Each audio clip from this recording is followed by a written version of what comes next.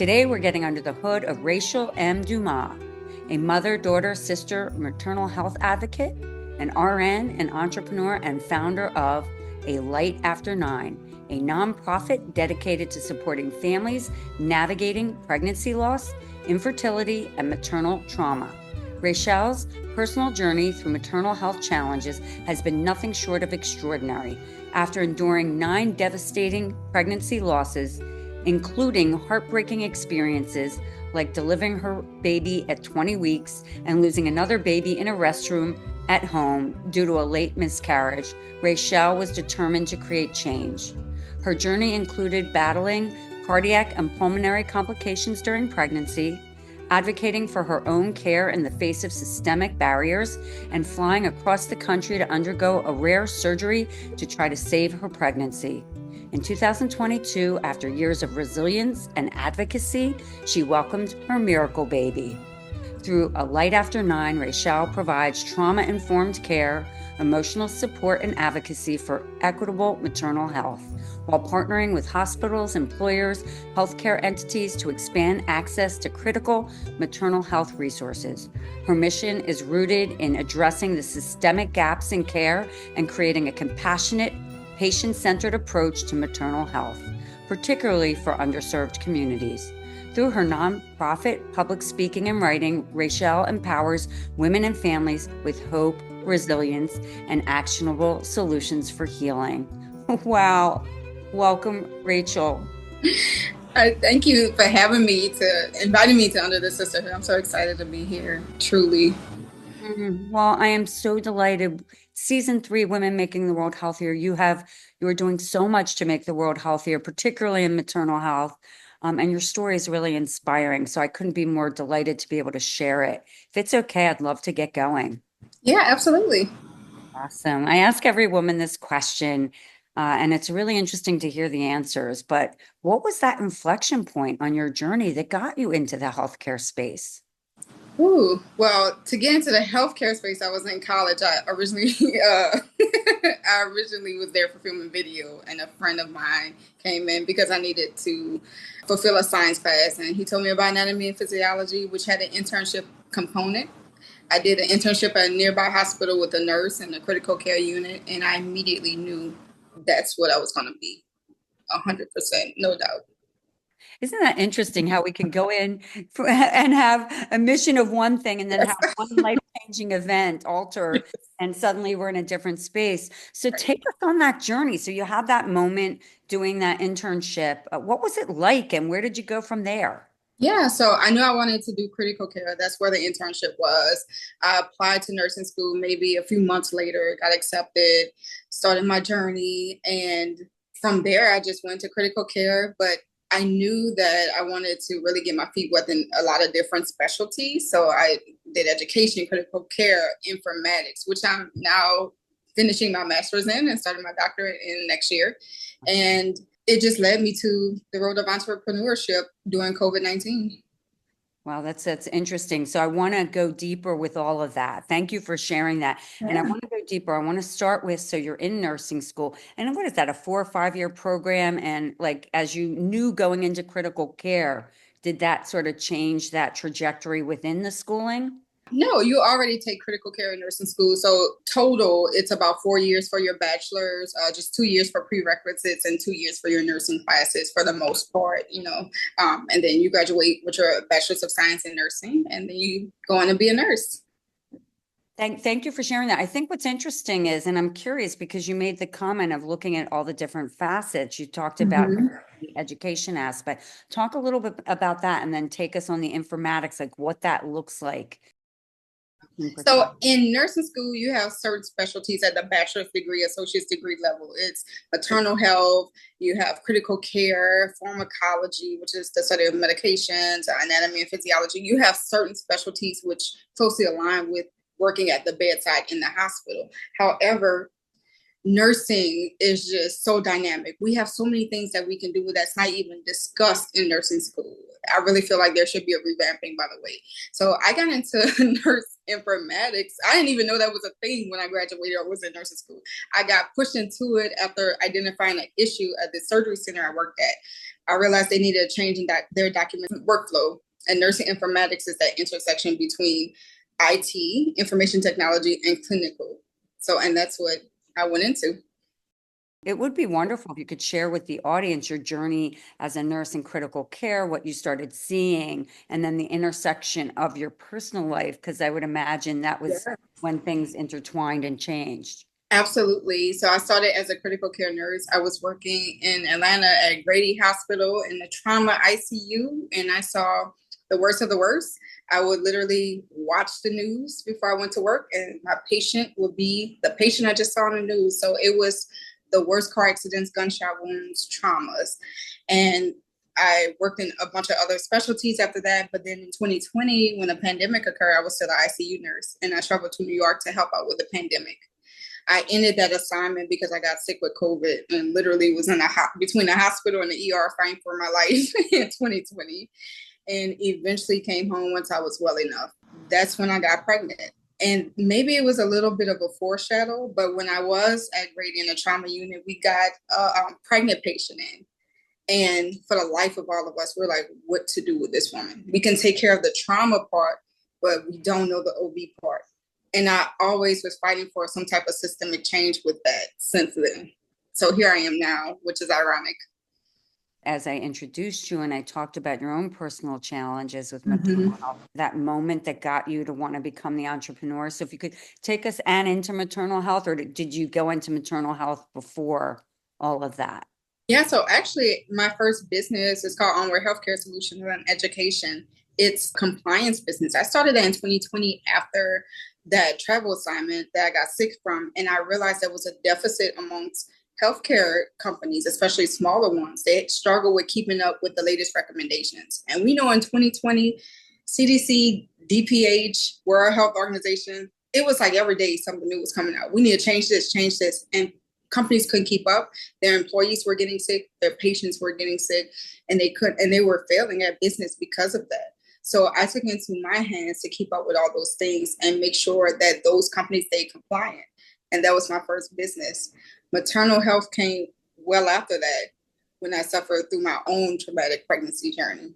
Life gets in the way of all these things we're doing in business. Talk a little bit about your journey, Rachell. Yeah, absolutely. So at the time, I ended my contract ended because I got sick, started the healthcare company. It was doing well. I was on NPR, all these news stations, got a lot of support.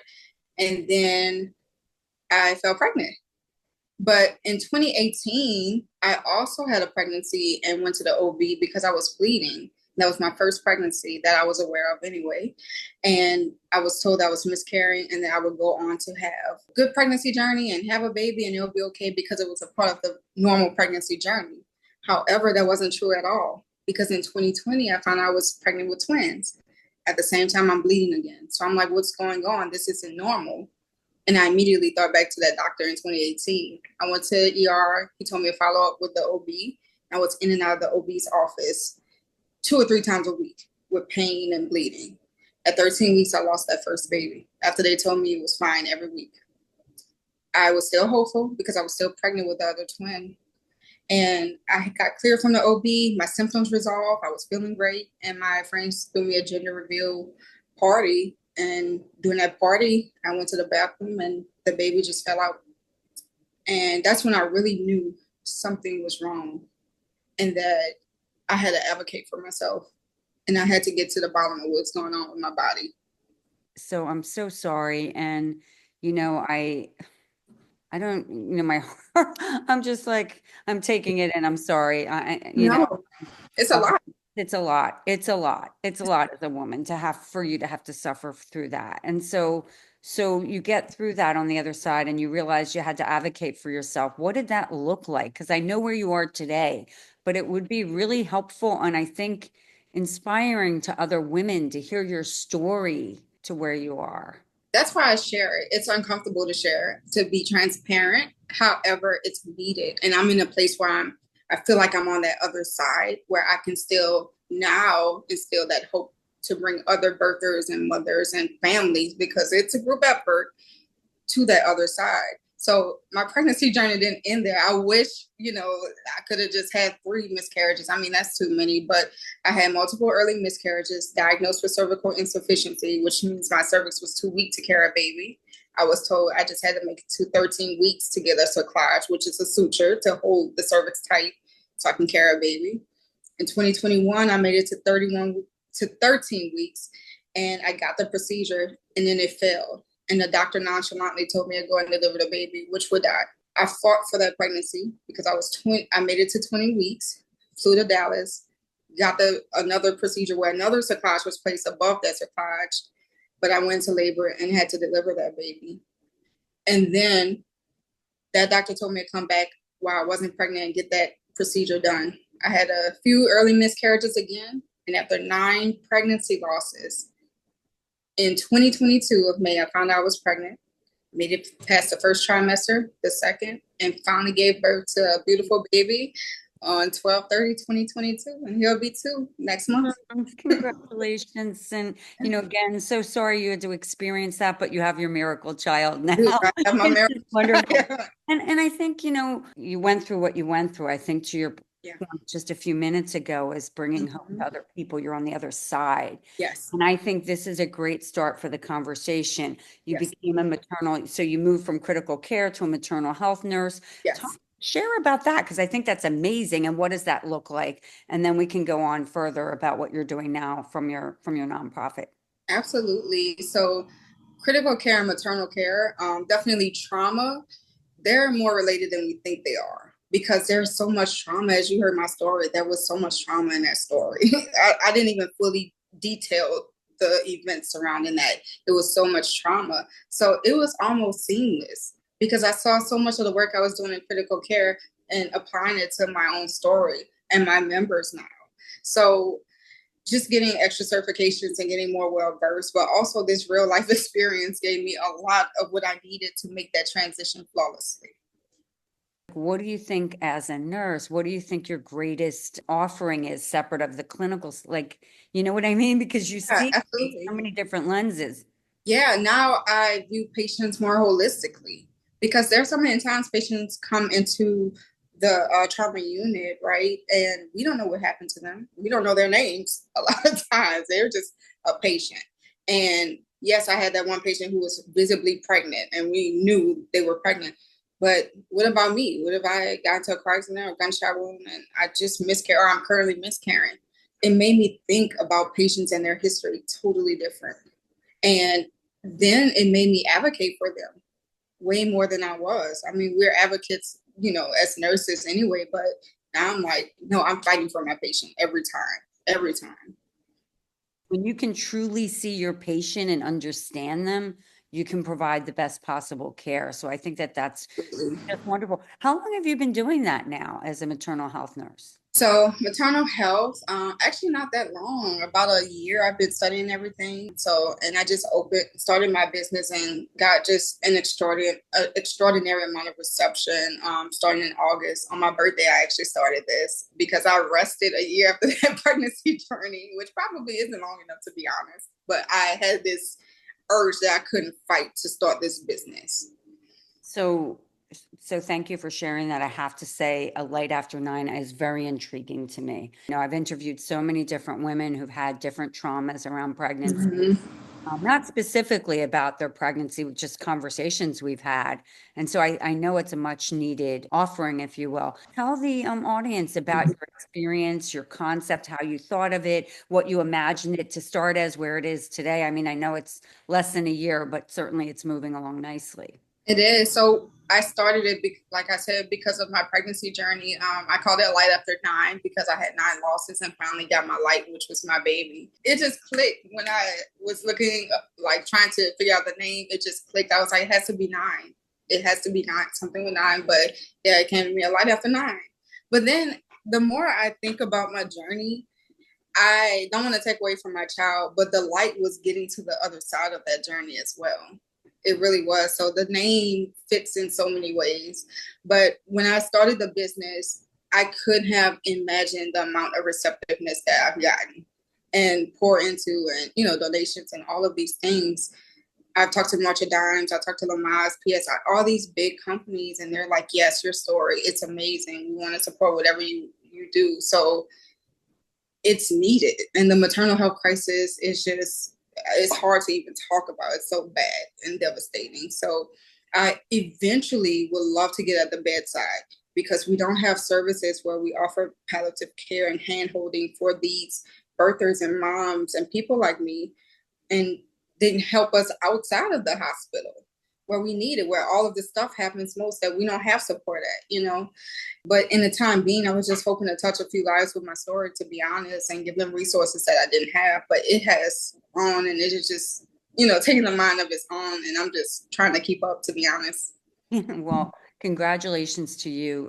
Kudos, kudos, kudos, because building something like that based on your own personal experience is something when it comes from the heart and Yeah. it's a lived experience, it's sure to be successful. So what did you start with? And as you said, you've been meeting with these partners, but was your platform initially? You said you shared your story. Was it just your story? Like what Yeah. was Well, it was my story, and then the mission of the organization, and I'm sharing. They're, you know, they go on hand in hand, and I just want to overall to decrease maternal health disparities, to decrease maternal death rate, because it is terrifying to try to bring a child into this world and risk losing my own life.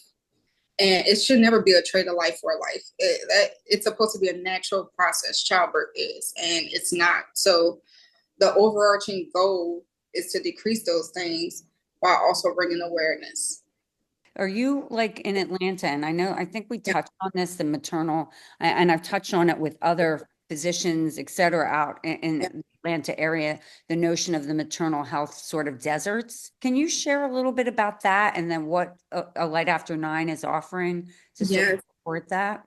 So we offer a provider location service, like a referral service. So if our members are saying, I'm having trouble finding these specialists, one, I want to go back to my story because there is no way in the world that I'm living in a major city such as Atlanta and have to fly to Dallas, Texas to receive care. That is insane. And that should never be normalized. This also can lead to higher death rates. And then there's deserts because the specialists may refuse, or there are no specialists. While there are a lot of hospitals and facilities, you don't have access to the specialists that you need to do the services that you need done in order to sustain pregnancy, which was my case.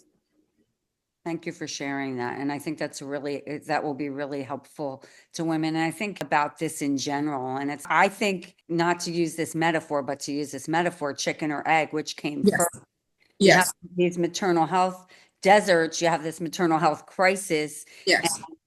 and then the system is the way the system is. So to your point, here you are in Atlanta, you're around Emory. One would think that they have best in class everything, right? And so I think that that's an interesting example. So when I say the chicken, which came first, the chicken or the egg, how do you see that, Rachell, as you've experienced as a patient, as a mother, as a patient, a pregnant woman, you experience it as a nurse in your day to day, and now as an entrepreneur, as the founder of a nonprofit. Yeah. So just listen to the members and just keep in mind my own story. It's hard to say which came first because there is an increase in population that we can't ignore. So more people are pregnant and more people are getting pregnant later.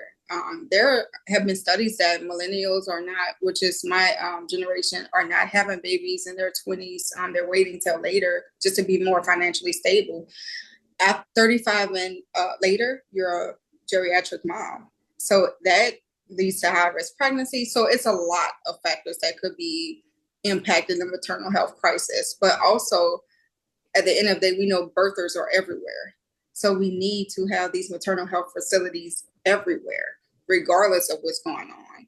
And we need access to these specialized providers such as reproductive geneticists, reproductive endocrinologists, maternal fetal specialists, just to help with these high risk pregnancies. Because here we are in this crisis and it's not getting better. There are a number of, maternal health companies coming to Yeah. bear with women's Yeah. health increasing and stuff, but the Yeah. time to adoption to getting it out there and everything takes time. So I want to get back to a Light After Nine and what is the intersection of the user coming to you to get information or whatever it may be? Absolutely. So we do an intake assessment. So I'm asking your background, where you are in your pregnancy journey, whether you're preconception or postpartum, because we assist at all stages, and see what your needs are. Whether it's finding a doctor, like I said, I should have never went to Dallas to get a surgery. So we're making sure we find high quality doctors in your area that can treat you and see you soon. So we're making those calls, we're vetting them, we're taking out that guesswork, because while you're going through this journey, the last thing you need to do is be stressing about things like that. Let us take that off your plate. We're also helping with mental health resources. If I didn't have my therapist, I would not be talking to you, Elizabeth. I wouldn't have. So that is such a big part of the maternal health journey, from preconception to postpartum. It is.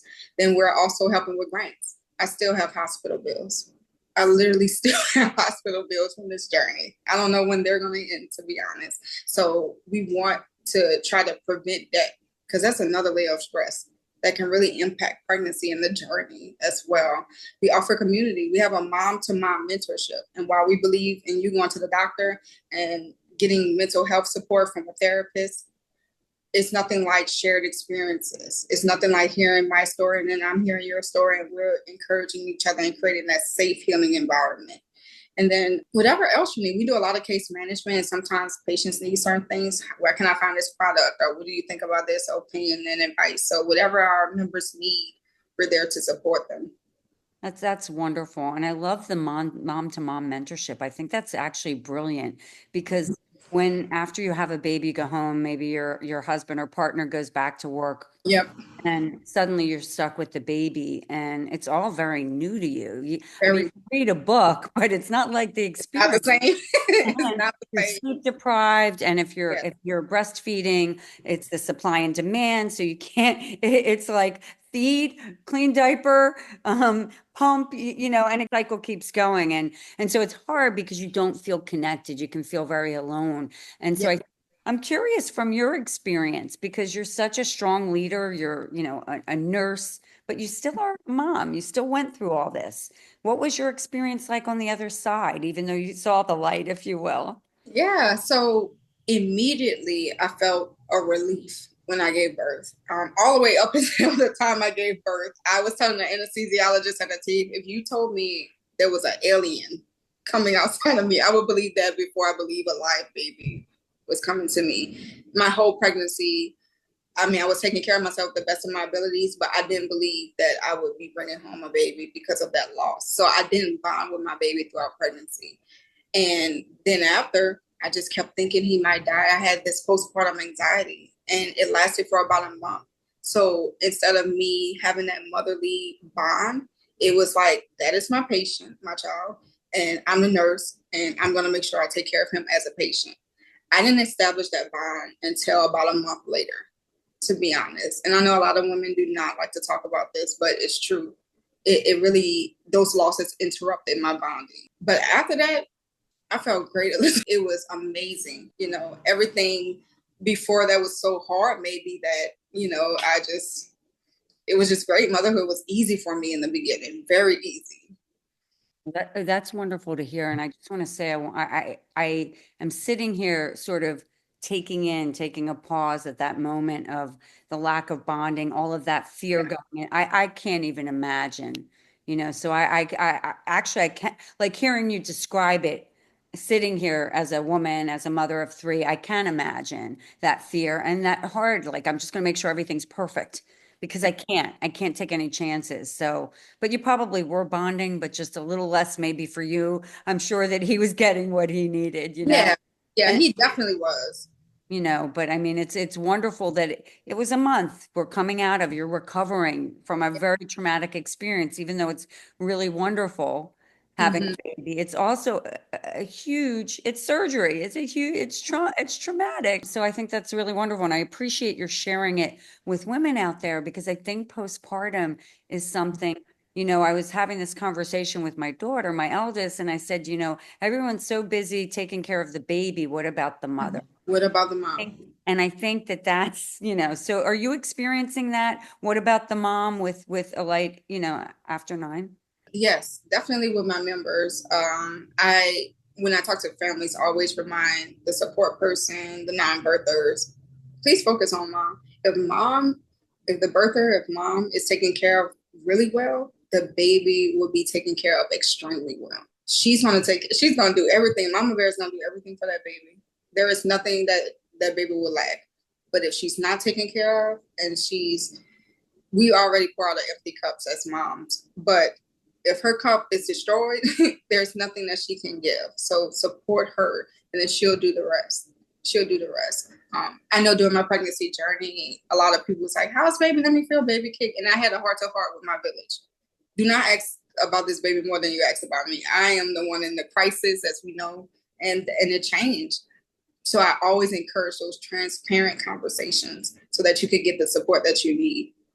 Well, I just have to say, I applaud the self-advocacy during that time, because sometimes we're just in such a state, because we're experiencing what we're experiencing, that it's Right. hard to in the moment say, no, I know what I need. So I think that's fantastic. And that is really good role modeling, not just as a nurse, as a mother, as a sister, as a daughter, as a woman in the community. When, Yes. when we do and behave certain ways, we give permission to other women to do the same, right? Yes, absolutely. It's hard to sometimes speak up on our own behalf. It is. It's intimidating. And I'm glad I have that reception though, because everybody doesn't. I'm curious, like, Rachell, as you build out, because it's been less than a year, a light after nine, what are you imagining for sort of yourself and the future of your organization? Yeah, absolutely. I imagine that we will be in a building and not just virtual, which we are at this point, but we will also be in all hospitals, that it will be a standard for all birthers and mothers once they're discharged to follow up with us so we can give you everything you need, whether it's resources, whether it's that mom to mom relationship, grants, money. We're going to also start our own scholarship, which I'll be announcing soon for our maternal health scholars because we need you. We're in a deficit that way. So if there's not students going to school for OB and being a maternal health nurse, then we're going to be, in the worst crisis than we already are because there's nobody taking care of us and preventing this. And I also want to be an employer resource because all birthers have to go to, not all birthers, but most birthers go to work. Employers should be progressive enough, and that shouldn't even be progressive. I shouldn't even use that term, but they should offer maternal health resources. We want to be that resource. So when they're at home, they're suffering through a miscarriage, fertility issues, have questions, need to be triaged, needs to know what's next, they can call us at home. But I think it's a really interesting thing that we don't think about until we're in it. And Until we're in, and that's too late to be. then it's too late. And so if we can educate, and I'm just as you were describing that, I just imagine those bags that we leave the hospital with papers, whatever, with the light after, Yeah. hey, give us a call. But I think that's a wonderful thing. Even the way to your point of palliative care in the home, like what would you offer in that sort of capacity? Absolutely. So palliative care is making you comfortable throughout your pregnancy journey. Just like when we think of terminally ill or cancer patients, which we use that for all the time. I don't know why it's so underused for maternal health or not used at all for maternal health patients who also needs this. It's not end of life like palliative care, like people like to think palliative care is about, but it's about comfort. So we're making sure that you're getting all the pain meds you need or whatever for constipation, which can be painful. We make sure you're getting that medication. Your breathing is optimal. I know during the last pregnancy, my heart rate was in the 180s. I had shortness of breath and my oxygen was in the 80s. It should be 95 to 100. And I needed oxygen. I was prescribed oxygen and never received it. I could have literally died. We want to make sure that doesn't happen. We can advocate on your behalf. We can make sure you have everything you need, not only to be comfortable, but to have somebody advocating on your behalf because that is needed. And that's how we save lives and also sustain lives throughout this journey. Are you specifically right now in Atlanta, your company, or do you have a broader reach? Because it is virtual. Like where are most of your members coming from? Yeah, most of my members are coming from the South. We do have some members who are North and some who are Northwest. So we're still expanding, but we offer to anyone in the United States at this time. How are they finding you, Rachell? Yeah, so I've seen a lot of traffic on my website, and we do ask how they find us. So definitely the website, searching us. So maybe podcasts and different ads that I put out, social media. I have a lot of members who like to just DM me. We get calls as well. So I want to make it as accessible as possible, because during this journey and how traumatic it could be, I don't want you to think about how you're going to reach out to us. I just want you to reach out. You could just DM me and say, I need help. We'll figure it out later. Just let me know that you need help and you're in a crisis. When you take that barrier of access off the table, you can really help people who are, and make them comfortable, because that's a tricky thing. How do you imagine, do you see yourself, are you working full time as a maternal health nurse now? Like, what's the relationship to your not-for-profit? Yeah, so I'm working full time with my nonprofit, and also working full time with my for-profit. So the Onward Healthcare Solutions, yeah, we're still up and running. It's a lot of focus on the nonprofit right now, but we still have contracts. So I'm just doing both of those things. So you're not in the hospital, in the Yeah, I'm not at the bedside anymore. So yeah, so not at the bedside. How does that feel? it feels good to work for myself. I have so much time to have all these meetings that are necessary to cater to all my members. It feels awesome to be able to talk to you in the middle of the day. It feels great to be able to sustain, life this way, because I know this is my calling. And I didn't know what it was until I started this, and definitely didn't know what it was throughout this journey. So. Well, I think that you just hit on something, Rachell, which is, I know that this is my calling. And so it's really, it's powerful when we find our calling, right? Yes. And when would you say that moment was that you found your calling? When I'm talking to other people and they're like, I can't believe you've been through this. This is what I need to hear. When people send messages to me on social media, when people comment on my different videos, because I make a lot of educational videos so that you can advocate for yourself, like I could. And they're like, man, I needed this. I'm talking to my doctor about this tomorrow. I'm calling them now.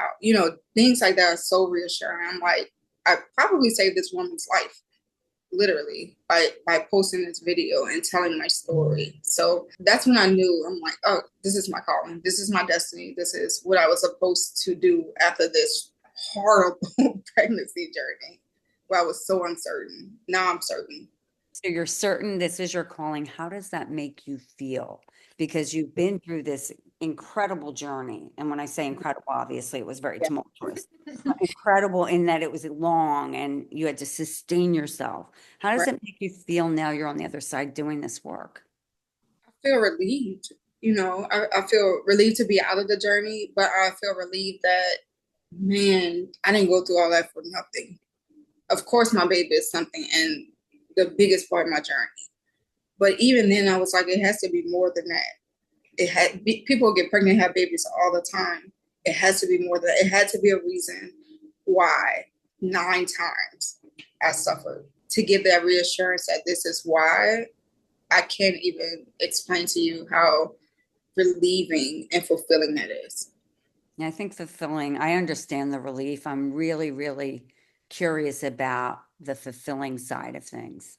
Yeah. So when I was going through that journey for a long time, I thought God, the universe, Jesus, whoever you believe in, just hated me. I was like, I had to be a serial killer in another life or something. Something had to happen where I was just horrible to have gone through this very traumatic journey. And there were a lot of times I was depressed. I was diagnosed with PTSD at some points, and anxiety. And, I had to get on medication transparently. So it took a lot out of me, a lot. I had nothing when I gave birth to give, and I still gave to my baby. So going through that journey, I was just like, I have to do something to give back. I have to.